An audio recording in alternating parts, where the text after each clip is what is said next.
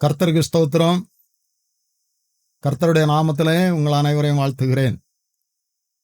சத்தியத்தின் நேர நிகழ்ச்சியின் மூலம் மீண்டுமாய் உங்களை சந்திப்பதில் மிகவும் மகிழ்ச்சி அடைகிறேன். இந்த நிகழ்ச்சியின் மூலம் தியானிக்கிற வசனத்தின் மூலம் கர்த்தர் உங்களை, உங்களுடைய குடும்பங்களை, உங்களுடைய பிள்ளைகளை ஆசீர்வதிப்பாராக. இந்த இரவு நேரத்திலும் நம்முடைய தியானத்திற்காக லூக்கா 21ஆம் அதிகாரம் 19வது வசனத்தை நாம் எடுத்துக்கொள்ளலாம். உங்கள் பொறுமையினால் உங்கள் ஆத்துமாக்களை காத்து கொள்ளுங்கள். உங்கள் பொறுமையினால் உங்கள் ஆத்துமாக்களை காத்து கொள்ளுங்கள் என்று சொல்லப்பட்டிருக்கிறது. பொறுமையை குறித்து வேதத்தில் அநேக வசனங்கள் சொல்லப்பட்டிருக்கிறது. அநேக பேரை வேதம் சாட்சியாய் சொல்லுகிறது. பொறுமை என்பது நம்முடைய வாழ்க்கையில, நம்முடைய ஜீவியத்தில் காணப்படுகின்ற ஒரு குணம். ஆனால் வேத வசனம் சொல்லுகிறது, ஆவிக்குரிய கனிகளிலே சொல்லப்பட்டிருக்கிறது நீடிய பொறுமை என்று சொல்லி. நம்முடைய வாழ்க்கையில பொறுமை இருப்பது நல்லது, ஆனால் நீடிய பொறுமை இருக்க வேண்டும் என்று சொல்லி வசனம் நமக்கு சொல்லுகிறது. ரோமர் 12ஆம் அதிகாரம் 12வது வசனத்துல நாம் படிக்கும்போது அங்கே 3 காரியம் சொல்லப்பட்டிருக்கு. அதுல ஒரு காரியம், உபத்திரவத்திலே பொறுமையா இருங்கள். அனைவரும் பொறுமையா இருப்பாங்க, ஆனால் அவருடைய வாழ்க்கையில உபத்திரவங்கள், நெருக்கங்கள், பிரச்சனைகள், சோதனைகள் கடந்து வரும்பொழுது பொறுமை இழந்து விடுவார்கள். இந்த வார்த்தையை கேட்டுக்கொண்டு இருக்கிற தேவ பிள்ளைகளை, பொறுமை குறித்ததான ஒரு செய்தி இந்த வேளையில தியானிக்க போகிறோம். பொறுமையினால் கிடைக்கிற ஆசீர்வாதத்தை அதனால் பெற்றுக்கொள்ள நம்ம ஒப்புக் கொடுக்க போகிறோம். நான் சில பேரை உங்களுக்கு அடையாளப்படுத்த விரும்புகிறேன். முதலாவதாக எபிரெயர் 6ஆம் அதிகாரம் 15வது வசனத்திலே இப்படியாய் சொல்லப்பட்டு இருக்கிறது, அந்தபடியே அவன் பொறுமையாய் காத்திருந்து வாக்குத்தத்தம் பண்ணப்பட்டதை பெற்றான். ஆபிரகாமை குறித்து இங்கே சொல்லப்பட்டு இருக்கிறது. 14வது வசனம் இப்படியாக சொல்லுகிறது, நிச்சயமாக நான் உன்னை ஆசீர்வதிக்கவே ஆசீர்வதித்து உன்னை பெருகவே பெருக பண்ணுவேன் என்றார். ஆபிரகாமை அவர் அழைத்தார், வாக்குத்தத்தத்தை கொடுத்தார். அநேக நேரம் அந்த வாக்குத்தத்தத்தை அவர் நினைவுபடுத்தினார், உறுதிப்படுத்தினார். இங்க நிச்சயமாகவே நான் உன்னை ஆசீர்வதிப்பேன், உன்னை பெருக பண்ணுவேன் என்று சொன்னார். அந்தபடியே அவன் பொறுமையாய் காத்திருந்தான். அந்த வாக்குத்தத்தத்தை பெற்றுக்கொள்ள வேண்டும் என்று சொன்னால் அவன் பொறுமையாய் காத்திருக்க வேண்டியது ஒரு அவசியமாய், கட்டாயமாய் இருந்தது. எபிரெயர் 10ஆம் அதிகாரம் 36வது வசனம் கூட, நீங்கள் தேவனுடைய சித்தத்தின்படி செய்து வாக்குத்தத்தம் பண்ணப்பட்டதை பெறும்படிக்கு பொறுமை உங்களுக்கு வேண்டியதாக இருக்கிறது. நம்முடைய வாழ்க்கையில் அநேக வாக்குத்தத்தங்களை நாம் பெற்றிருப்போம். நீங்கள் கிறிஸ்தவர்களாய் இருந்தால், கர்த்தரை தேடுகிறவர்களாய் இருந்தால், ஆண்டுதோறும் வாக்குத்தத்தங்களை பெறுகிறோம், மாதந்தோறும் வாக்குத்தத்தங்களை பெறுகிறோம். கர்த்தர் நம்மோடு பேசுகிறார், ஊழியர்கள் மூலம் பேசுகிறார். அந்த வாக்குத்தத்தங்களை நாம் பெற்றுக்கொள்ள வேண்டும் என்று சொன்னால் பொறுமை நமக்கு வேண்டியதாக இருக்கிறது. இங்கு ஆபிரகாமை குறித்து சொல்லப்பட்டு இருக்கிறது, அவன் பொறுமையாயிருந்து மீண்டும் அந்த வசனத்தை உங்களுக்கு நினைவுபடுத்த விரும்புகிறேன் தேவ பிள்ளைகளை. 6ஆம் அதிகாரம் எபிரெயர் 6ஆம் அதிகாரம் 15வது வசனம், அந்தபடி அவன் பொறுமையாய் காத்திருந்து. காத்திருப்பது என்பது அநேகருக்கு முடியாத ஒரு காரியம். சிலவர்கள் சொல்லுவாங்க, எவ்வளவுதான் காத்திருக்க முடியும்? காத்திருப்பது. ஆபிரகாம் 75 வயதிலே அழைக்கப்பட்டார்.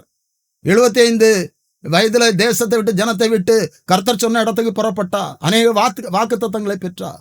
ஆனால் அந்த வாக்குத்தத்தம் நிறைவேறுவதற்கு அவர் 25 ஆண்டுகள் காத்திருக்க வேண்டியது கட்டாயமா இருந்தது. அன்பான தேவனுடைய பிள்ளைகளே, இன்றைக்கு கர்த்தர் வாக்குத்தத்தத்தில் உண்மை உள்ளவர், அவர் வாக்குத்தத்தத்தில் மாறாதவர், அவர் சொன்னதை நிறைவேற்றுகிறவர். மனிதன் ஒரு வார்த்தை சொன்னால் நிறைவேற்றாமல் இருக்கலாம், நீங்கள் மனிதரால் ஏமாற்றப்பட்டு இருக்கலாம், ஆனால் கர்த்தர் ஒரு நாளும் அவர் வாக்குத்தத்தத்தில் மாறாதவர் என்று சொல்லி வசனம் சொல்லுகிறது. அந்த வாக்குத்தத்தத்தை பெற்றுக்கொள்ள வேண்டும் என்று சொன்னால் ஆபிரகாம் பொறுமையாய் காத்திருந்து. இன்றைக்கு நம்முடைய வாழ்க்கையில நாம் பொறுமையாய் காத்திருந்து அவருடைய ஆசீர்வாதங்களை பெற்றுக்கொள்ளுகிற ஒரு அனுபவத்தை பெற்றுக்கொள்ள வேண்டும். இந்த பொறுமை என்பது அநேக நேரங்களில் நம்முடைய வாழ்க்கையில அது குறைவாய் காணப்படுகிறது. அநேகருடைய வாழ்க்கையில நான் கடந்த வாரத்து செய்தியை உங்களுக்கு நினைவுபடுத்த விரும்புகிறேன். கடந்த வாரத்து செய்தியை கேட்ட சில பேர் இந்த வேளையில இந்த செய்தியை கேட்டுக்கொண்டு இருக்கலாம். கோபத்தை குறித்து நாம் தியானித்தோம். பொறுமையும் கோபமும் ஒன்றுக்கு ஒன்று தொடர்புடையது. கோபம் இல்லாம இருந்தாதான் பொறுமையா இருக்க முடியும். நம்ம பொறுமையா இருப்போம்னு சொன்னா கோபத்தை ஜெயிக்க முடியும். இன்றைக்கு நம்முடைய வாழ்க்கையில நான் கோபத்தினால அநேக ஆசீர்வாதங்களை இழந்து போகிறோம். பொறுமையினால வாக்குத்தத்தம் பண்ணப்பட்டதை பெற்றுக்கொள்வோம். இந்த வார்த்தை கேட்டுக்கொண்டிருக்கிற உங்களுடைய வாழ்க்கையில கர்த்தர் வாக்குத்தத்தத்தை தந்திருப்பார் என்று சொன்னார். ஒருவேளை அது கால தாமதம் ஆகிறது என்று சொன்னால் நீங்கள் கவலைப்படாதீர்கள், கலங்காதிருங்கள். நிச்சயமாய் வாக்குத்தத்தத்தை நிறைவேற்றுகிறவர் நான் பொறுமையாய் காத்திருந்து அதை பெற்றுக்கொள்ள வேண்டும். இங்க ஆபிரகாமுடைய இந்த பொறுமையை குறித்து வேதத்தில் அநேக இடங்கள்ல பார்க்க முடியும். ஒரு வசனத்தை கூட உங்களுக்கு நான் நினைவுபடுத்த விரும்புகிறேன். ரோமர் 4:19. அவன் விசுவாசத்திலே பலவீனமாய் இருக்கவில்லை. அவன் ஏறக்குறைய 100 வயதுள்ளவனாய் இருக்கும்போது தன் சரீரம் செத்து போனதையும் சாராளுடைய கற்பம் செத்து போனதையும் எண்ணாதிருந்தான். தேவனுடைய வாக்குத்தத்தத்தை குறித்து அவன் அவிசுவாசமாய் சந்தேகப்படாமல் என்று சொல்லப்பட்டு இருக்கிறது. ரோமருக்கு எழுதும்போது ஆக்கியோன் தெளிவாக இங்கே எழுதுகிறதை நாம் பார்க்கிறோம். அவனுடைய சரீரம் செத்து போனது, சாராளுடைய கற்பம் செத்தது. நான் மீண்டும் நினைவுபடுத்துகிறேன். நிச்சயமாய் உன்னை ஆசீர்வதிப்பேன் என்று சொன்னா, உனக்கு சந்ததியை தருவேன் என்று சொன்னா, அதை பெற்றுக்கொள்ள ஆபிரகாமுக்கு பொறுமை வேண்டியதா இருந்தது. அவன் பொறுமையாய் காத்திருந்து வாக்குத்தத்தம் பண்ணப்பட்டதை பெற்றுக்கொண்டான் என்று சொல்லி பார்க்கிறோம். அவனுடைய சூழ்நிலை எப்படி? அவனுடைய சரீரம் செத்து போய்விட்டது. சாராளுடைய கர்ப்பம் செத்து போய்விட்டது. அவள் கர்ப்பம் தரிக்கக்கூடிய எந்த ஒரு வாய்ப்பும் அவளுடைய சரீரத்தில் இல்லை. அன்பான தேவனுடைய பிள்ளைகளே, உங்களுடைய வாழ்க்கையிலும் சில ஆசீர்வாதங்கள் இது நடக்குமா, என்னுடைய வாழ்க்கையில நிறைவேறுமா என்று சொல்லி வேதனைப்பட்டு கொண்டு இருக்கலாம். நீங்கள் உள்ளத்துல ஒரு கேள்வியோடு காணப்படலாம். இன்றைக்கு கர்த்தருடைய வார்த்தை உங்களுக்கு நேராய் கடந்து வருகிறது. நிச்சயமாகவே நான் உன்னை ஆசீர்வதிப்பேன் என்று சொன்ன கர்த்தர் ஆசீர்வதிப்பா. அதை பெற்றுக்கொள்வதற்கு பொறுமை உங்களுக்கு வேண்டியதாக இருக்கிறது. இதுல ஒரு காரியத்தை கூட நான் உங்களுக்கு நினைவுபடுத்த விரும்புகிறேன். இந்த நாட்களில அநேக குடும்பங்களை குழந்தை பாக்கியங்கள் தடைபடுகிறது. 100க்கு 10 பேர் இந்த குழந்தை பாக்கியத்திற்காக காத்திருக்க வேண்டிய ஒரு சூழ்நிலையில் காணப்படுகிறார்கள் என்று சொல்லி ஒரு கணக்கு சொல்லப்படுகிறது. நமக்கு அறிமுகமானவர்கள் உங்களுடைய குடும்பத்துல ஒருவேளை இதை கேட்டு கொண்டிருக்கிற நீங்களே குழந்தை பாக்கியத்திற்காக காத்து கொண்டிருக்கலாம். ஆனால் கர்த்தருடைய நாமத்துல நான் உங்களுக்கு சொல்லுகிறேன், அன்பான தேவனுடைய பிள்ளைகளே, ஆபிரகாமுடைய சரீரம் செத்தது, சாராளுடைய கர்ப்பம் செத்தது. ஆனால் ஈசாக்கை கொடுக்க கர்த்தரால் முடியும். உங்களுக்கு ஒரு குழந்தையை, ஒரு சந்ததியை கர்த்தர் தருவதற்கு அவரால் முடியும், கூடும். ஆனால் பொறுமையாய் காத்திருந்து அதனை பெற்றுக்கொள்ள வேண்டும். விசுவாசத்தோடு. இங்கே அவன் விசுவாசத்தில் பலவீனமாய் இருக்கவில்லை என்று சொல்லப்பட்டு இருக்கிறது. அவன் விசுவாசத்தில் பலவீனமாய் இருக்கவில்லை. அப்படி என்று சொன்னால் ஒன்றும் இல்லாருந்து எல்லாவற்றையும் உருவாக்குற கருத்து அந்த 4ஆம் அதிகாரத்துல சொல்லப்பட்டு இருக்கிறது. 17வது வசனம், இல்லாதவைகளை உங்களுக்கு குழந்தை பாக்கியம் உருவாவதற்கு எந்த ஒரு சூழ்நிலையும் இல்லாமல் இருக்கலாம். டாக்டர் சொல்லலாம் வாய்ப்பே இல்லை என்று சொல்லு. அது அவங்களுடைய சரீர அடிப்படையில சோதனை, அதாவது ரிப்போர்ட் படி அவங்க சொல்லலாம். அது உண்மையா இருக்கலாம் அவர்களுடைய பார்வையில. இதை சொல்லும்போது ஒரு காரியத்தை கூட நான் சாட்சியா சொல்லுகிறேன். என்னுடைய இளைய மகனுடைய வாழ்க்கையிலும் கூட திருமணம் முடிந்து வருடங்கள் கழிந்தது. குழந்தை இருப்பதற்கு வாய்ப்பே இல்லை என்கிற ஒரு ரிப்போர்ட் டாக்டர் மூலம் எங்களுக்கு சொல்லப்பட்டது. எந்த ட்ரீட்மெண்ட்டும் எடுக்கல. என்னுடைய மகனும் மருமகளும் காத்திருந்து ஜெபித்தார்கள். நாங்களும் ஜெபித்தோம். அனைவரும் ஜெபித்தார்கள். கர்த்தர் அற்புதமாய் திருமணம் முடிந்த 3வது ஆண்டில கிருபையாய் ஒரு குழந்தையை கர்த்தர் தந்தார். கர்த்தருக்கு ஸ்தோத்திரம். இன்றைக்கு ஒருவேளை இந்த காரியத்தில் வேதனைப்பட்டு கொண்டிருக்கலாம். இந்த வார்த்தை கேட்டுக்கொண்டிருக்கிற தேவ பிள்ளைகளே, இதற்காக நீங்கள் கலங்கி கொண்டிருக்கலாம். ஆபிரகாம் இடத்துல கர்த்தர் சொன்னார், உன்னை நிச்சயமா ஆசீர்வதிப்பேன் என்று சொல்லி. இன்னைக்கு நம்முடைய செய்தி என்ன என்று சொன்னால், வாக்குத்தத்தம் பண்ணப்பட்டதை பெற்றுக்கொள்வதற்கு பொறுமை வேண்டியதாய் இருக்கிறது. நாம் பொறுமையாய் காத்திருந்து நமக்கு வாக்கு பண்ணப்பட்டிருக்கிறதை நாம் பெற்றுக்கொள்வோம். தேவ பிள்ளைகளை, கர்த்தர் நிச்சயமாய் ஆபிரகாமை ஆசீர்வதிப்பேன் என்று சொன்னவர், நாம் ஆபிரகாமுடைய சந்ததி என்று சொல்லப்பட்டிருக்கிறது. நிச்சயமாய் உங்களையும் உங்களுடைய குடும்பங்களையும் உங்களுடைய சந்ததியும் அவர் ஆசீர்வதிப்பார். இரண்டாவதாக ரூத் 3ஆம் அதிகாரம் 18வது வசனத்தை நான் உங்களுக்கு நினைவுபடுத்துகிறேன். அப்பொழுது அவள், என் மகளே, இந்த காரியம் என்னமாய் முடியும் என்று நீ அறியும் மட்டும் பொறுத்திரு. அந்த மனுஷன் இன்றைக்கு இந்த காரியத்தை முடிக்கும் முன் இளைப்பாற மாட்டான் என்றாள். இது ரூத்தினிடத்தில் ரூத்தினுடைய மாமியாகிய நகோமி சொல்லுகிற ஒரு வார்த்தை. இந்த 3ஆம் அதிகாரத்தை நம்ம பார்ப்போம் என்று சொன்னால், இந்த ரூத்தை அவள் ஆயத்தப்படுத்தி, நீ போவாஸ் களத்திற்கு போ என்று சொல்லி அனுப்புகிறாள். அங்கே ஒரு காரியம் நடக்கிறது. அவள் திரும்பி வந்து அங்கே நடந்த காரியங்களை சொல்லுகிறாள். அப்பொழுது நகோமி ரூத்திடத்தில் சொல்லுகிறா, அப்பொழுது அவள் நகோமி, என் மகளே, இந்த காரியம் என்னமாய் முடியும் என்று நீ அறிய மட்டும் பொறுத்திரு, பொறுமையாயிரு. ரூத்தினுடைய வாழ்க்கையை குறித்து நம்ம எல்லாத்துக்கும் நன்றாக தெரியும். இளம் வயதில் விதவை, கேள்விக்குறியான ஒரு வாழ்க்கை. பெத்லெஹேமிலிருந்து மோவாபுக்கு சென்று மோவாபிய ஸ்திரீகளை தன்னுடைய பிள்ளைகளுக்கு திருமணம் செய்து, தன்னுடைய கணவன் தன்னுடைய 2 பிள்ளைகளை இழந்த சூழ்நிலையில மோவாப் தேசத்திலிருந்து எழுந்து நகோமி வந்தாள் என்று சொல்லி நாம் பார்க்கிறோம். 6வது வசனத்தின் பிற்பகுதி, தன் மருமக்களோடு மோவாப் தேசத்திலிருந்து திரும்பி வரும்படி எழுந்து அவர்கள் வந்து கொண்டிருக்கிறார்கள். அப்பொழுது நகோமி சில காரியங்களை சொல்லுகிறார். நீங்கள் திரும்பி போங்கள், உங்களை என்னால் பராமரிக்க முடியாது. நான் இன்னொரு வாழ்க்கைக்கு நான் ஆயத்தமாகி எனக்கு குழந்தை பிறந்தாலும் அவர்கள் வளரும் மட்டும் நீங்கள் பொறுத்திருக்க முடியாது. நீங்கள் திரும்பி போங்கள் என்று சொல்லி 1ஆம் அதிகாரம் 14வது வசனத்துல அந்த ஓர்பாள் சத்தமிட்டு அழுது முத்தமிட்டு சென்று விட்டாள் தன்னுடைய ஜனத்திற்கு, தேசத்திற்கு.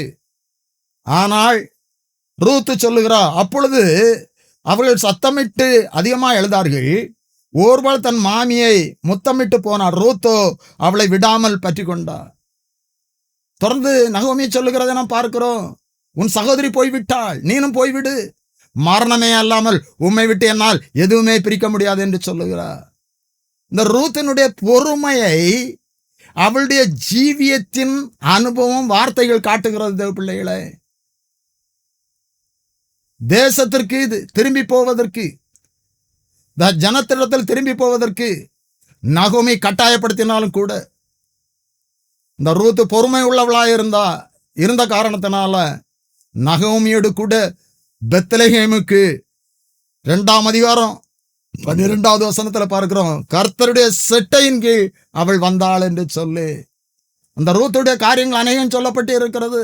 2ஆம் அதிகாரம் முதல் 2 வசனங்களிலும் கூட அவங்க மோவாபிலிருந்து பெத்லெஹேம் வந்திருக்கிறார்கள். புசிப்பதற்கு ஆகாரம் கிடையாது. இப்பொழுது ஏதாவது வயர் நிலத்திற்கு போய் கதிர்களை பொறுக்கி கொண்டு வந்தால்தான் புசிக்க முடியும் என்கிற ஒரு சூழலை கட்டாயம். நான் இப்படி நினைக்கிறது உண்டு. ரூத்துக்கு அந்த தேசம் தெரியாது, இடம் தெரியாது. அவள் எங்கே போவாள்? மாமி இடத்தில் சொல்லி இருக்கலாம், மாமி எனக்கு இந்த தேசம் தெரியாது, இங்க யாரும் தெரியாது, நீங்கள் போய் கதிர் பொறுக்கி கொண்டு வாருங்கள் என்று சொல்லி இருக்கலாம். ஆனால் அன்பான தேவனுடைய பிள்ளைகளே, ரூத்தை உங்களுக்கு சொல்லுகிறேன், அவருடைய பொறுமையை குறித்து உங்களுக்கு சாட்சியா சொல்லுகிறேன். அவருடைய ஜீவியத்தில் அவள் நடந்த காரியங்கள், அவள் பேசின வார்த்தைகள் அவருடைய பொறுமைக்கு அடையாளமாக சாட்சியாக இருக்கிறது. 2ஆம் அதிகாரம் 2ஆம் வசனத்துல மோவாபிய ஸ்திரீயாகிய ரூத் என்பவள் நகோமியை பார்த்து, வயல்வெளிக்கு போய் யாருடைய கண்களில் எனக்கு தயவு கிடைக்குமோ அவர் பிறகே கதிர்களை பொறுக்கி கொண்டு வருகிறேன் என்றாள். அதற்கு அவள், என் மகளே போ என்றாள். பாருங்க எவ்வளவு அருமையான ரூத். அவருடைய வாழ்க்கையில பொறுமை அவளை மோவாபிலிருந்து பெத்லெஹேமுக்கு கொண்டு வந்தது, கர்த்தருடைய செட்டைகளுக்கு கொண்டு வந்தது. இந்த பொறுமை என்பது நம்முடைய கிரியைகள்ல வெளிப்படணுங்க. நிறைய பேர் அவருடைய கிரியைகளில பொறுமை வெளிப்படுத்த முடியாதவர்களாய் காணப்படுகிறார்கள். கிறிஸ்தவர்களாய் இருக்கட்டும், ரட்சிக்கப்பட்டவர்களாய் இருக்கட்டும், நம்முடைய கிறிஸ்தவ ஜீவியத்திற்கு, ஆவிக்குரிய ஜீவியத்திற்கு அடையாளம் நீடிய பொறுமை. பொறுமையை குறித்து தியானித்துக் கொண்டிருக்கிறோம் தேவ பிள்ளைகளை. முதலாவது ஆபிரகாமுடைய பொறுமையை குறித்து உங்களுக்கு சொன்னேன். இரண்டாவது ரூத்தினுடைய பொறுமையை குறித்து சொல்லுகிறேன். அந்த 2ஆம் அதிகாரம் 3வது வசனத்தில் பார்க்கிறோம். தற்செயலாய் போவாசுடைய நிலத்திற்கு அவள் கடந்து சென்றாள். அங்கே போவாஸ் ரூத்தை விசாரிக்கிறான். தொடர்ந்து 3ஆம் அதிகாரத்தில் போவாசை சந்திக்கத்தக்கதாக நகோமி ரூத்தை ஆயத்தப்படுத்துகிறாள். அங்கே போய் போவாசை சந்திக்கிறான். இன்னொரு வசனம் கூட போவாஸ் ரூத்தை பார்த்து சொல்லுகிற வசனம், ரொம்ப முக்கியமான வசனம். 3ஆம் அதிகாரம் 10வது வசனத்தில் அவள் அதற்கு அவன், மகளே, நீ கர்த்தரால் ஆசீர்வதிக்கப்படுவாயாக. நீ தரித்திரரும் ஐஸ்வர்யவான்களுமான வாலிபர்களுக்கு பிறகே போகாததினால் உன் முந்தின நற்குணத்தை பார்க்கலாம் உன் பிந்தின நற்குணம் உத்தமமாயிருக்கிறது. இங்கே எந்த சூழ்நிலையில போவாஸ் இங்கே சொல்லுகிறார், இந்த வார்த்தை சொல்லுகிறார் என்று சொன்னா, அது அறுப்பின் நாட்கள். அங்கே அது அந்த ஜனங்களுக்கு மிகவும் கொண்டாட்டமான நாட்கள். அந்த நாட்களில் வாலிபர்களோடு பேசுகிற சூழ்நிலையில் வாய்ப்புகள் உருவாகும். இங்கே இது ஒரு வாலிப ஸ்திரீ, கணவனை இழந்த ஸ்திரீ, வாலிபர்களோடு செல்வதற்குள்ள வாய்ப்பு, அவர்களோடு பழகுவதற்குள்ள ஒரு வாய்ப்பு இந்த ரூத்துக்கு ஏற்பட்டிருந்தாலும் அதை அவள் செய்யவில்லை. அவளுடைய நற்குணம் இங்கே போவாஸ் சாட்சியாய் சொல்லுகிறார். இதெல்லாம் அவருடைய வாழ்க்கையில் பொறுமையின் அடையாளமாக, பொறுமையின் வெளிப்பாடாக காணப்படுகிற அனுபவம் தேவ பிள்ளைகளே. இந்த வார்த்தை கேட்டுக்கொண்டு இருக்கிற உங்களுடைய வாழ்க்கையில பொறுமை எப்படி காணப்படுகிறது? இங்கே ரூத்தை குறித்து சாட்சியாய் போவாஸ் சொல்லுகிறார். பாவம் நிறைந்த உலகத்துல நாம் வைக்கப்பட்டிருக்கிற நம்முடைய பிள்ளைகள் வைக்கப்பட்டு இருக்கிறார்கள். இதை கேட்டுக்கொண்டிருக்கிறோன்னா கர்த்தருடைய வார்த்தை கீழ்ப்படிந்து பொறுமையினால கர்த்தருடைய வசனத்தை கைக்கொண்டு நடக்கணும்.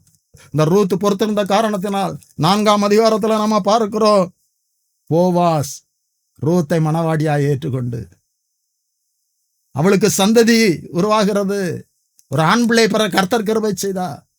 இப்போ நகோமி அதை மடியில் வைத்து வளர்த்தாள் என்று சொல்லி பார்க்கிறோம். எல்லாரும் வந்து சொன்னாங்க,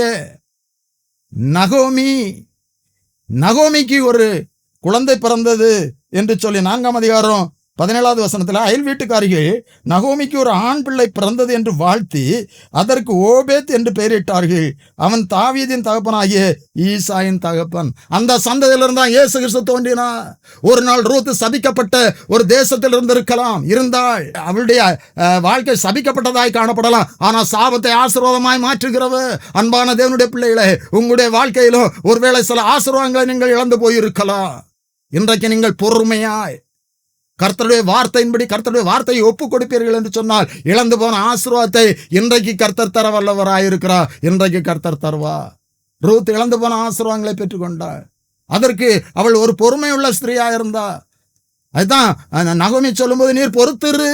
அவள் பொறுத்திருந்தா, ஆத்திரப்படல, வாலிபர்களுக்கு பின்னே போகல. அவளுடைய வாழ்க்கை, எனக்கு யார் இருக்கிறா, என் மாமி எவ்வளவு நாள் தான் என்னை பராமரிக்க முடியும், எனக்கு ஒரு துணையை தேடுவேன் என்று சொல்லி அவள் சுயமாய் ஒரு துணையை தேடல. இன்றைக்கு அநேக பிள்ளைகள் சுயமாய் தங்களுடைய வாழ்க்கை துணையை தேடி கொள்ளுகிறார்கள். அதனால் வாழ்க்கையை கெடுத்துக் கொள்ளுகிறார்கள். அநேக தற்கொலை. பொறுமை நம்முடைய வாழ்க்கையில பொறுமை. வாக்குத்தத்தம் பண்ணப்பட்டதை பெற்றுக்கொள்வதற்கு பொறுமை வேண்டியதா இருக்கிறது. நகோமியை பார்த்த முதலாவது எல்லாரும் நகோமி என்று சொன்ன பொழுது, நகோமி என்று சொல்லாதீர்கள், எனக்கு கர்த்தர் கசப்பை கட்டளையிட்டா மாறாள் என்று சொல்லுங்கள் என்று சொன்னா, மாறாவை மதுரமாய் மாற்றுகிற கருத்து நகோமியுடைய வாழ்க்கையில, ரூத்துடைய வாழ்க்கையில ஏற்பட்ட மாறாவை மதுரமாய் மாற்றினார். காரணம் பொறுமை. நாம் பொறுமையாயிருப்போம் என்று சொன்னார். நாம் கர்த்தருக்குள் பொறுத்து காத்திருப்போம் என்று சொன்னார். நம்முடைய வாழ்க்கையில நம் மாறா மதுரமாய் மாறும். மூன்றாவதாக யாக்கோபு 5ஆம் அதிகாரம் 11வது வசனத்துல, பொறுமையாய் இருக்கிறவர்களை பாக்கியவான்கள் என்கிறோமே, யோபின் பொறுமையை குறித்து கேள்விப்பட்டிருக்கிறீர்கள்.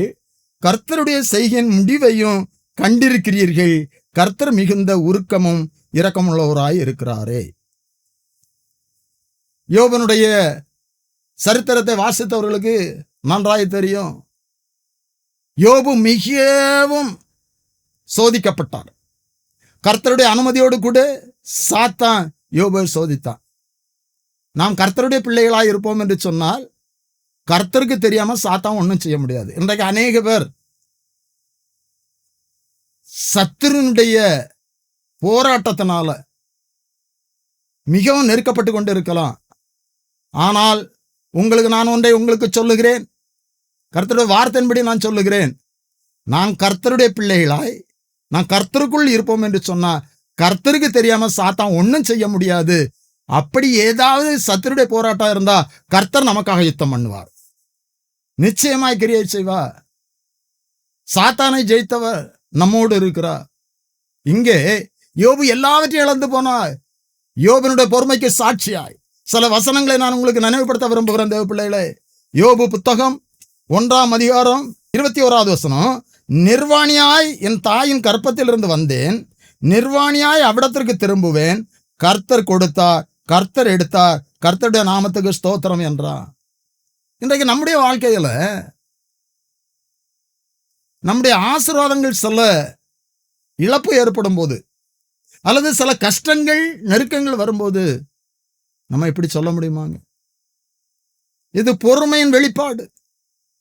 பொறுமையினால் ஆத்துமாக்களை காத்துக்கொள்ளுங்கள். பொறுமையினால் யோபு தன் ஆத்துமாவை காத்துக்கொண்ட காரணத்தினால்தான்.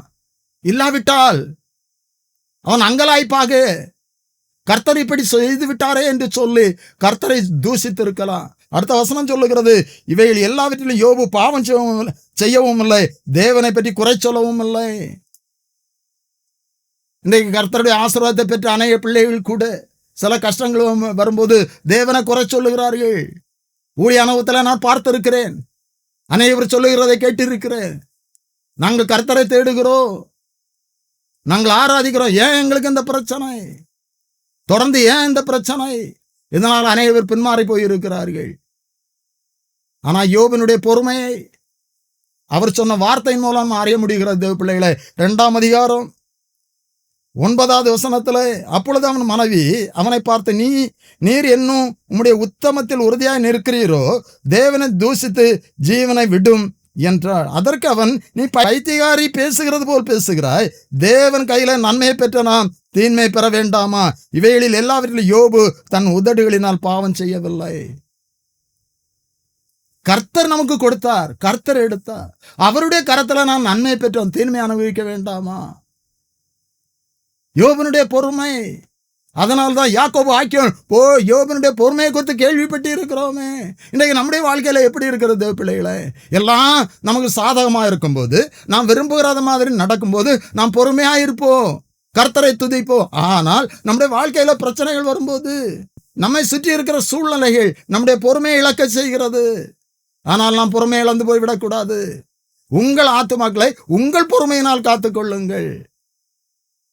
இங்கே யோபு தன்னுடைய ஆத்மாவை காத்துக்கொண்டா. அவர் சொன்ன வார்த்தைகள் நமக்கு நன்றாக தெரியும். 13ஆம் அதிகாரம் 15வது வசனத்துல, அவர் என்னை கொன்று போட்டாலும் அவர் மேல் நம்பிக்கையா இருப்பேன் என்று சொன்னார். 23ஆம் அதிகாரம் 10வது வசனத்துல, நான் போகும் வழியை அவர் அறிவார், அவர் என்னை சோதித்த பின்பு நான் பொன்னாக விளங்குவேன் என்று சொன்னார். அப்படிப்பட்டதான ஒரு பொறுமை உள்ளவராக யோபு காணப்பட்டா. இன்றைக்கு நம்முடைய வாழ்க்கையில எப்படிப்பட்டதான பொறுமை காணப்படுகிறது? அந்த வசனம் சொல்லுகிறது, கர்த்தருடைய செயலின் முடிவையும் கண்டிருக்கிறீர்கள். கர்த்தருடைய செயலின் முடிவு என்ன? யோபு இரட்டிப்பாக ஆசீர்வதிக்கப்பட்டார். மற்றவர்கள் நினைத்திருக்கலாம், நண்பர்கள் கூட, முதலாவது அவனும் யோபோடு கூட துக்கத்தை பகிர்ந்து கொண்டவர்கள் யோபு வேதனைப்படுகிறதான வார்த்தைகளை சொன்னார்கள். பாவம் செய்யாமல் தண்டிக்கப்பட்டவர்கள் உண்டோ, முன்னோர்களுடைய காரியங்களை ஆராய்ந்து பாரும் என்று சொல்லி வேதனைப்படுத்தத்தக்கதான வார்த்தைகளை சொன்னார்கள். ஆனா யோபு பொறுமை இழந்து போகவில்லை. யோபு பொறுமையை காத்துக்கொண்டா. கர்த்தருடைய செயலின் முடிவு இரட்டிப்பான ஆசீர்வாதத்தை பெற்றார். இரட்டிப்பான ஆசீர்வாதம். நாம் பொறுமையா இருப்போம் என்று சொன்னார். நம்முடைய உபத்திரவத்துல நான் உங்களுக்கு சொன்னேன், ரோமர் 12ஆம் அதிகாரம் 12வது வசனத்தில் சொல்லப்பட்டிரு, உபத்திரவத்திலே பொறுமையா இருங்கள். நமக்கு எல்லாம் இருக்கும்போது நம்ம பொறுமையா இருக்கிறதுல பெரிய காரியம் இல்லைங்க. நம்முடைய வாழ்க்கையில உபத்திரங்கள் வரும்போது பொறுமையா இருக்க வேண்டும். அப்படி நாம் பொறுமையை காத்துக்கொள்வோம் என்று சொன்னால் நிச்சயமாய் கர்த்தருடைய ஆசீர்வாதத்தை பெற்றுக்கொள்வோம். கர்த்தருடைய ஆசீர்வாதத்தை பெற்றுக்கொள்வோம். இதற்கு ஆதாரமாக பிரசங்கி 7ஆம் அதிகாரம் 8வது வசனத்தை கூட நான் உங்களுக்கு நினைவுபடுத்த விரும்புகிறேன். ஒரு காரியத்தின் துவக்கத்தை பார்க்கிலும் அதன் முடிவு நல்லது, பெருமை உள்ளவனை பார்க்கிலும் பொறுமை உள்ளவன் உத்தமன். இந்த வார்த்தை யோபுக்கு பொருந்தும். அவனுக்கு எவ்வளவோ ஆஸ்தி இருந்தது, கர்த்தர் கொடுத்தது என்று சொல்லி நினைத்தான். அதனால் பெருமைப்படவில்லை. பெருமை உள்ளவனை பார்க்கிலும் பொறுமை உள்ளவன் உத்தமன். அவன் நெருக்கத்திலே பொறுமையா இருந்தான், பொறுமையை காத்து கொண்டான், பெரிதான ஆசீர்வாதத்தை கொண்டான். தாவீது கூட சங்கீதம் 40ஆம் அதிகாரம் 1 வசனத்துல இப்படியாய் சொல்லுகிறார், நான் கர்த்தருக்காக பொறுமையுடன் காத்திருந்தேன் என்று சொல்லி. பொறுமையுடன் அவருடைய வாழ்க்கையில எவ்வளவோ பிரச்சனைகள் வந்த போதும் கர்த்தருக்காக அவர் பொறுமையுடன் காத்திருந்தாராம். கர்த்தர் அவரை கைவிடல. பெரிய காரியங்களை அவர் தாவீதுடைய வாழ்க்கையில செய்தா. தாவீது ஆசீர்வதிக்கப்பட்டான். அன்பான தேவனுடைய பிள்ளைகளே, பொறுமை குறித்து 3 காரியங்களை நான் உங்களுக்கு சொன்னேன். முதலாவது ஆபிரகாமுடைய பொறுமையை குறித்து சொன்னேன். வாக்கு தத்துவம் பண்ணப்பட்டதை பெற்றுக்கொள்வதற்கு ஆபிரகாம் பொறுமையாய் இருக்க வேண்டியது கட்டாயமா இருந்தது. வாக்கு தத்துவம் பண்ணப்பட்டதை பொறுமையாய் காத்திருந்து பெற்றுக்கொண்டார். 2வது ரூத்தை குறித்து சொன்னேன். ரூத்துடைய வாழ்க்கை ஒரு மிகவும் வேதனையான வாழ்க்கை தான். சபிக்கப்பட்ட தேசம், சபிக்கப்பட்ட வாழ்க்கை. ஆனால் அவள் பொறுமையுடன் காத்திருந்து போவாசுக்கு மணவாட்டியான ஒரு பெரிய பாக்கியத்தை பெற்றாள். அவருடைய சந்ததியிலிருந்து இயேசு கிறிஸ்து தோன்றினார். அப்படிப்பட்டதான பெரித ஆசீர்வாதத்தை பொறுமையினால் பெற்றுக்கொண்டார். 3வது யோபனுடைய பொறுமையை குறித்து நான் தியானித்தோம். யோபு பொறுமையாய் கர்த்தருக்கு காத்திருந்த காரணத்தினால பெரிதான ரெட்டிப்பான ஆசீர்வாதத்தை பெற்றுக்கொண்டார். இந்த வார்த்தையை கேட்டுக்கொண்டிருக்கிறதே பிள்ளைகளே, நம்முடைய வாழ்க்கையிலும் இன்றைக்கு இந்த பொறுமைக்கு நம்மை ஒப்பு கொடுப்போமா? பொறுமையாய் காத்திருப்போமா? நிச்சயமாகவே நான் உன்னை ஆசீர்வதிப்பேன் என்று சொன்ன கருத்தை நிச்சயமாய் உங்களுடைய குடும்பங்களை ஆசீர்வதிப்பா. நான் ஜெபிப்போம். ஒருவராய் பெரிய அதிசயங்களையும் அற்புதங்களையும் செய்கின்ற எங்கள் பரிசுத்த பரலோகத்தின் பிதாவே, இந்த இரவு வேளைக்காய் உமக்கு ஸ்தோத்திரம் அப்பா. கடந்த நாட்கள் முழுவதும் கிருபையாய் எங்களை காத்தீர் நன்றி. இந்த இரவு வேளையிலும் உம்முடைய வார்த்தையை நாங்கள் கேட்கத்தக்கதாக, வார்த்தையை தியானிக்கத்தக்கதாக எங்களுக்கு கிருபை செய்தீர். இந்த பாக்கியத்தை தந்தீர் நன்றியப்பா. இந்த வசனத்தை கேட்ட ஒவ்வொருவருக்காக அடியேன் ஜெபிக்கிறேன் அப்பா. இந்த சத்தியத்தின் நேர நிகழ்ச்சியின் மூலம் கர்த்தாவே உம்முடைய பிள்ளைகளோடு பேசும் பாக்கியத்தை தந்தீரப்பா. இந்த நாளிலே நாங்கள் பொறுமையை குறித்து தியானித்த வசனத்திற்கு எங்களை ஒப்புக் கொடுக்கிறோம். இந்த வசனத்தை கேட்ட ஒவ்வொருவரையும் கர்த்தாவே பொறுமையினால் நீர் காத்துக்கோ. பொறுமையினால் கர்த்தாவே பொறுமையை கொடுத்து பொறுமையினால் வரும் ஆசீர்வாதங்களை பெற்றுக்கொள்ள உதவி செய்யும்படியாக ஜெபிக்கிறோம். உங்கள் ஆத்துமாவை உங்கள் பொறுமையினால் காத்துக்கொள்ளுங்கள் என்று சொல்லப்பட்டு இருக்கிறதப்பா. கர்த்தாவே எங்களை தகுதிப்படுத்தும் அப்பா. இந்த வசனத்தை கேட்ட ஒவ்வொருவரையும் ஆசீர்வதிங்கப்பா. குடும்பங்களை ஆசீர்வதிங்க, பிள்ளைகளை ஆசீர்வதிங்க. பிள்ளைகளுடைய வாழ்க்கையிலும் இந்த நாட்களில் காணப்படுகின்ற தடைகளை மாற்றி பிள்ளைகளுடைய ஆசீர்வாதங்களை பெற்றோர் காணத்தக்கதாக நீர் கிரியை செய்யும்படியா அப்படி செய்ய போறதற்காக நன்றியப்பா. வசனத்தை கேட்ட ஒவ்வொருவரையும் உடைய நாமத்தில் அடியேன் வாழ்த்தை ஜெபிக்கிறேன். கர்த்தாவே இந்த நிகழ்ச்சியின் மூலம் கர்த்தர் ஒவ்வொருடைய வாழ்க்கையிலும் பெரிய காரியங்களை செய்ய உடைய நாமத்தை மகிமைப்படுத்தும். மீட்பர் இயேசு கிறிஸ்துவின் ஜெபிக்கிறோம் நல்ல பிதாவே.